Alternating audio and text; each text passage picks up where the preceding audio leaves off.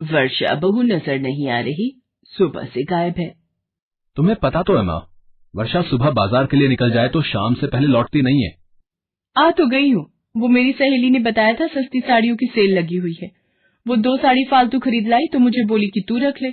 मैं उसी के घर चली गई थी। इतनी साड़ियां पहले रखी हुई हैं, वो कहाँ संभालोगी बहू? माँ जी, मुफ्त में कोई चीज मिले तो लेने में हर्ज ही क्या है? बहन जी, कपड़े धोने का सर्फ लोगी? अगर 5 पैकेट लोगी तो ये बाल्टी मुफ्त में मिलेगी। 5 पैकेट के साथ 1 बाल्टी मुफ्त? माँ जी खरीद लेते हैं, मेरे बाथरूम की बाल्टी टूट गई है, ये मुफ्त में मिल जाएगी, वो भी 200 रुपए के 5 सर्फ के पैकेट। वर्षा पहले सर्फ देख तो ले इस्तेमाल में कैसा है, पता चले बेकार हो। माताजी सुबह से बहुत पैकेट बेच चुके हैं, लेना है तो लो, नहीं तो हमें और भी जगह बेचने जाना है। माँ जी, मुझे बाल्टी की जरूरत है, ये लो 200 रुपए। लाओ सर्फ इधर दो, कपड़े तो धोने ही है, अभी इस नई बाल्टी में ही डुबो देती हूँ। अरे, ये सर्फ में झाग क्यों नहीं बन रहा? ये क्या? ये तो मामूली पाउडर है और ये बाल्टी मानो अभी चटक जाएगी। और करो लालच। ये कहानी है वर्षा की, जो अपने पति विनोद और सास ससुर के साथ जबलपुर में रहती थी। वर्षा का 3 साल का एक बेटा भी था जिसका नाम वंश था। वर्षा स्वभाव से बहुत लालची थी। मुफ्त में कुछ भी मिल जाए बस, उसकी इस आदत से घर के सभी लोग परेशान थे। एक दिन, विनोद, ये देखना, मेरी सहेली ने मुझे मोतियों की ये माला दी है, कैसी लग रही है? वो पहनती नहीं थी, मैंने कहा मुझे दे दे। अच्छी है, पर ऐसे हर बार तुम किसी न किसी सहेली के घर जाती हो और कोई ना कोई चीज लेकर आती हो, अच्छा नहीं लगता। विनोद, तुम खुद तो कभी कुछ लाकर देते नहीं हो, और मेरी सहेलियां दें तो तुम्हें बुरा लगता है। विनोद, इसे कुछ भी कहना बेकार है। माँ जी, एक तो वैसे ही शादी के बाद इस घर में मुझे कोई सुख नहीं मिला, ऊपर से आप मुझे ही सुना रहे हो। अरे अब बस भी करो, तुम लोगों की सारा दिन चिक चिक सुनकर मोहल्ले वाले भी कहते हैं कोई भिंडी बाजार है हमारा घर। वंश आओ, तुम्हें तैयार कर दूं, बर्थडे में जाने का समय हो रहा है। अब आज किसका जन्मदिन है जो दोनों माँ बेटे तैयार होकर जा रहे हो? दादी, मेरे दोस्त दीपक का बर्थडे है, वो बहुत बड़े फार्म हाउस में पार्टी दे रहा है, इसलिए मम्मी पापा दोनों को ले जा रहा हूँ। ये सफेद कमीज और कोट पहन लेना जी, तुम्हारे लिए कल स्पेशल खरीद कर लाई थी। इतने पैसे वाले लोगों के बीच कुछ तो ढंग के दिखो। वर्षा विनोद और वंश के साथ बर्थडे पार्टी में पहुंचती है। वहां पर उसे उसकी सहेली मीनल मिल जाती है। अरे वर्षा, और बता कैसी है? कोई बड़े दिनों बाद मिलना हुआ। ये तो तूने वही साड़ी पहनी है ना जो मैंने तुझे सस्ते दामों पर बेच दी थी? यहाँ तो चुप हो जा मीनल, वो तो काफी पुरानी बात हो गई, किसी ने सुन लिया तो। वर्षा जरा इधर आना। देखा, मैं तभी बोल रहा था, यूं लालच में आकर बिना सोचे समझे कुछ भी खरीदती रहती हो। मम्मी, मुझे भी इस साल अपना बर्थडे ऐसे ही फार्म हाउस पर मनाना है। इतनी धूमधाम से जन्मदिन मनाना बेटे तेरे पापा के बस की बात नहीं है, भूल जा। किसी बड़े खानदान में पैदा हो जाता तो शायद ऐसा धूमधाम वाला जन्मदिन मना पाता। चलो, काफी देर हो गई है, ऑटो भी नहीं मिलेगा।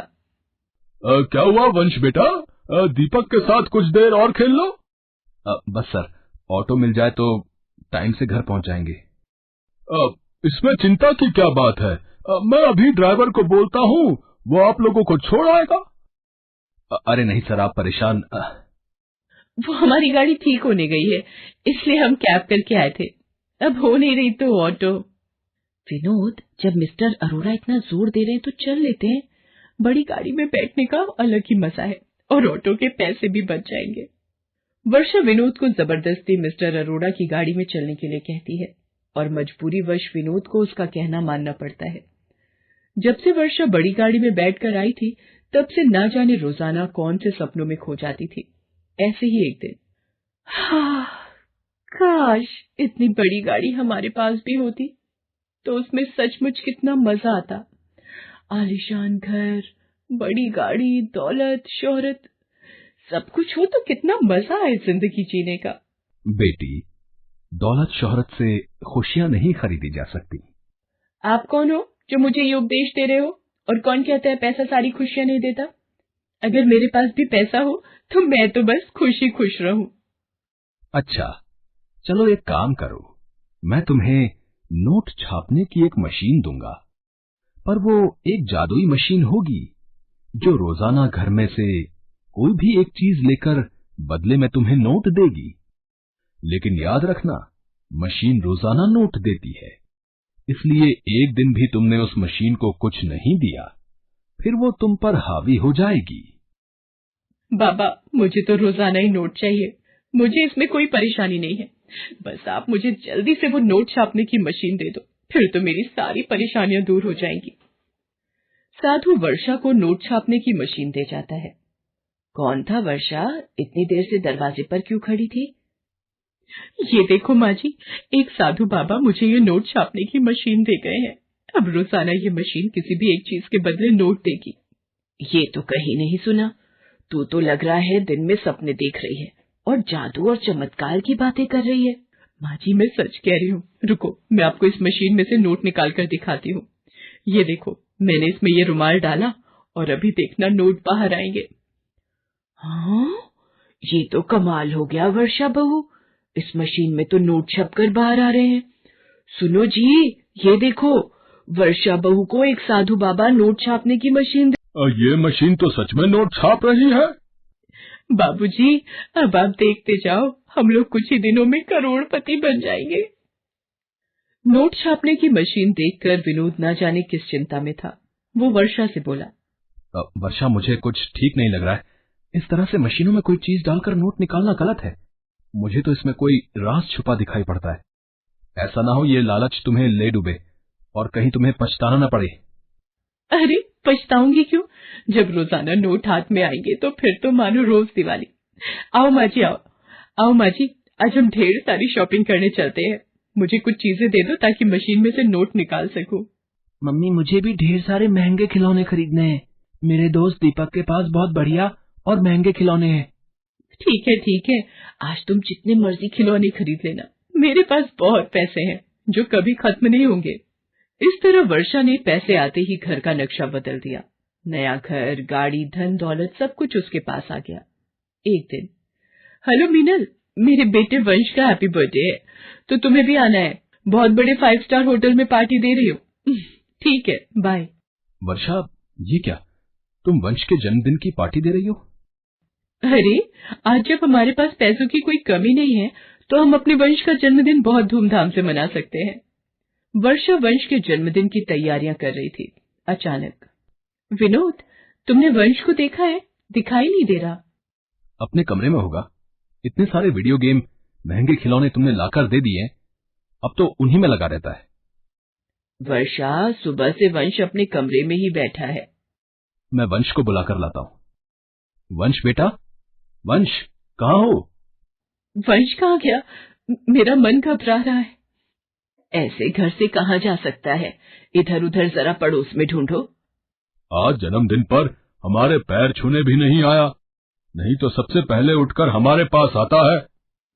ये नोट मशीन में वंश की टी शर्ट कैसे नजर आ रही है? वंश, इसका मतलब नोट मेरे वंश को खा गई।